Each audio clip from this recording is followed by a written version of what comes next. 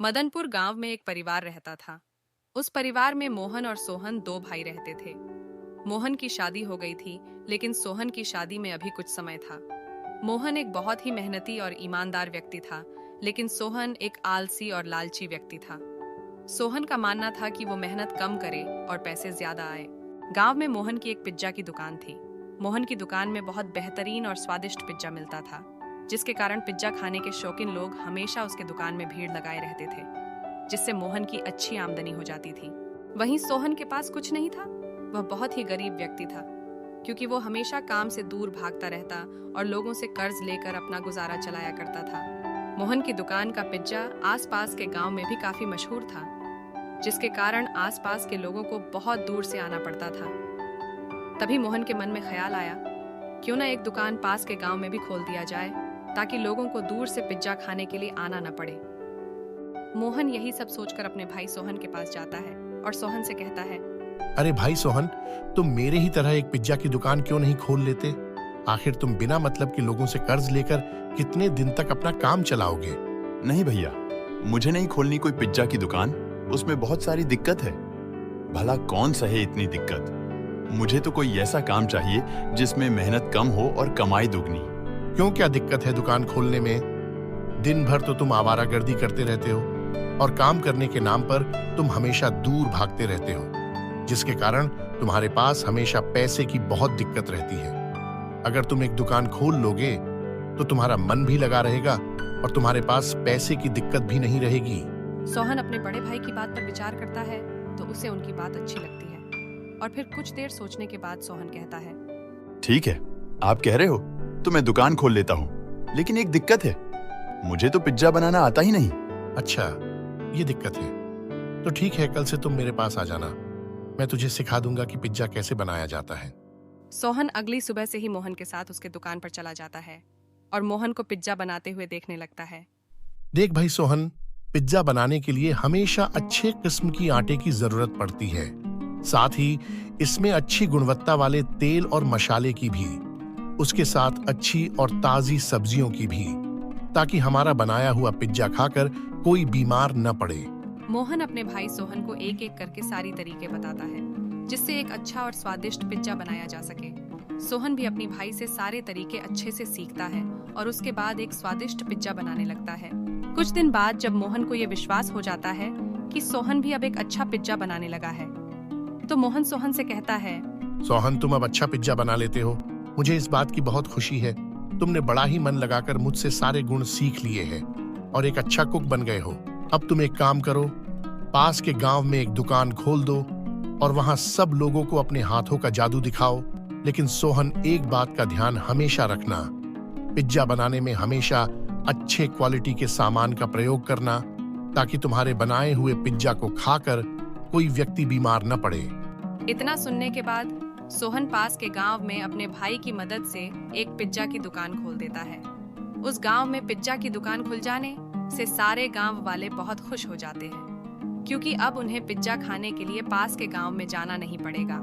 सोहन की दुकान बहुत जोरों से चलने लगता है। उसके हाथ का बना हुआ पिज्जा लोगों को बहुत पसंद आता है और धीरे धीरे सोहन की दुकान भी बहुत प्रसिद्ध हो जाता है। दूर दूर से लोग सोहन की दुकान का पिज्जा खाने के लिए आने लगते हैं। अब सोहन भी अपनी दुकान से अच्छी खासी आमदनी करने लगता है। अक्सर लोग सोहन के दुकान में उसकी हाथ का बना पिज्जा की तारीफ करते थे। कुछ भी बोलो भाई सोहन, तुम्हारे हाथ का बना हुआ पिज्जा खाकर मजा आ जाता है। हाँ भाई, आप ठीक कह रहे हैं। सोहन भाई का पिज्जा का तो कोई जवाब ही नहीं है। सोहन के हाथ का बना हुआ पिज्जा तो लोग बहुत ही पसंद से खाते थे।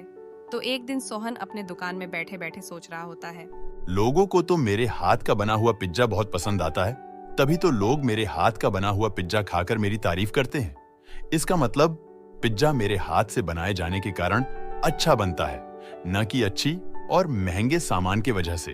अगर मैं महंगे सामान की जगह सस्ता सामान से भी पिज्जा बनाऊं, तो भी पिज्जा तो स्वादिष्ट ही बनेगा, क्योंकि वो बनी है मेरे हाथों से।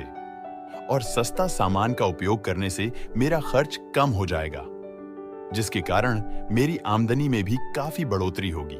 ये सारी बातें सोचने के बाद सोहन अब अपनी दुकान में सस्ते और खराब सामान खरीद कर ले आता है और पिज्जा बनाता है। कुछ दिनों तक तो ग्राहक ठीक ठाक आते हैं, लेकिन धीरे धीरे ग्राहक सोहन के पास पिज्जा खाना बंद कर देते हैं, क्योंकि सोहन का खराब क्वालिटी से बना पिज्जा खाकर लोग बीमार पड़ने लगे थे। धीरे धीरे सोहन की दुकान पर ग्राहक आना बंद कर देते हैं।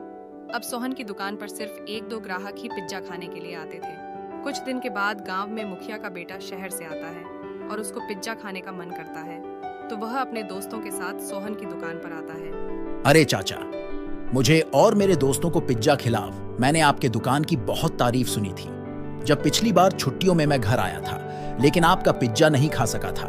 आज मौका मिल गया तो मैं और मेरे दोस्त मिलकर पिज्जा खाने के लिए आपके पास आ गए। ठीक है बेटा, तुम बैठो।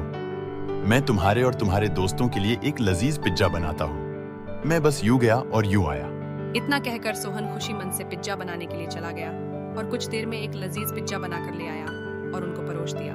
बच्चों ने जब पिज्जा खाया तो उनको पिज्जा बहुत अच्छा लगा और वो बोले, चाचा जी, आपके हाथ में तो जादू है और आपके पिज्जा का तो जवाब ही नहीं। आप ऐसा कीजिए, आप 5 पिज्जा मेरे घर के लिए पैक कर दीजिए ताकि आपके हाथ का बना पिज्जा मेरे घर वाले भी खा सके। हाँ क्यों नहीं, मैं अभी पैक कर देता हूँ। इतना कहकर सोहन ने 5 पिज्जा पैक कर दिया और बच्चे सोहन को पैसे देकर चले गए। अगली सुबह सोहन दुकान पर बैठा था। तभी उस गांव के मुखिया पुलिस के साथ वहां आए और बोले, यही दुकान है इंस्पेक्टर साहब, जिससे मेरा बेटा और उसके साथी पिज्जा खाकर गए थे। इतना सुनते ही सोहन डर जाता है और वो कुछ बोलता इससे पहले इंस्पेक्टर उससे पूछता है, तुम्हारा नाम ही सोहन है जो पिज्जा बनाता है? जी इंस्पेक्टर, मैं ही हूँ, बोलिए क्या बात है। हमें तुम्हारे पिज्जा बनाने वाले सभी सामान की जांच करना है, क्योंकि तुम्हारे द्वारा बनाया पिज्जा खाकर मुखिया जी का बेटा और उसके दोस्त बीमार पड़ गए हैं। इतना कहकर इंस्पेक्टर सोहन की दुकान में जांच करने के लिए चला जाता है। सोहन पुलिस की बात सुनते ही समझ जाता है कि उसके खराब सामान से बना पिज्जा खाकर ही बच्चे बीमार पड़े होंगे।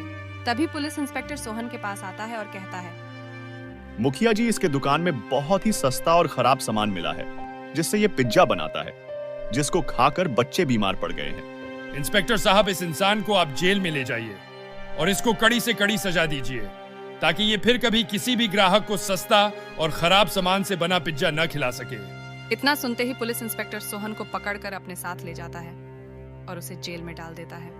सोहन जेल में बैठकर अफसोस करता है कि काश मैंने भैया की बात मानकर पिज्जा बनाने के लिए सस्ता और खराब सामान का इस्तेमाल न किया होता तो आज उसे जेल की हवा खाने की जरूरत नहीं पड़ती। सीख, हमें कभी भी अपने थोड़े से फायदे के लिए किसी इंसान को धोखा नहीं देना चाहिए। हमें हमेशा ईमानदार और मेहनती होना चाहिए।